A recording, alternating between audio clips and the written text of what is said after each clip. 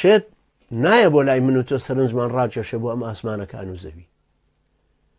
ئەگەر ئێمە بە مولحیدێ بڵین وەرە تەماشای ئاسمانەکان و زەوی بکەینەوە، با تەماشای ئەم وجودە بکەین و یەکەم سرەوت چی بوو؟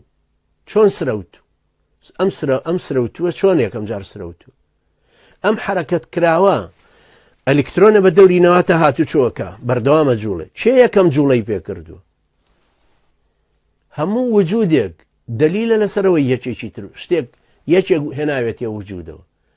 ئەم کتێبە دلیلە لەسەرەوەی یەکێک چاپی کردووە، ئەم میکرۆفۆنە دلیلە لەسەرەوەی یەکێک دروستی کردووە.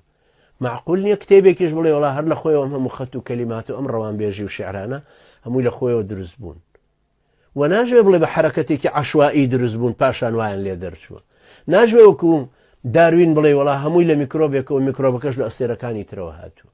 ئێوە خەڵک ڕەد لێداتەوە لە دەرەجەی حرارەتی ئەو زەمەنەی سەر ئەرز و کەون کە لە ڕۆژی ئینفجارە کەونیە گەورەکەیە ئەوەندە گەرم بوو کە ئاسن بە تواوەیی بە بوخاری لە کەونەوە هاتە سەر ئەرز لەبەرەوەی ئەرز ساردتر بوو لەوانی تر لە کاتێکا ژیانی گیانە.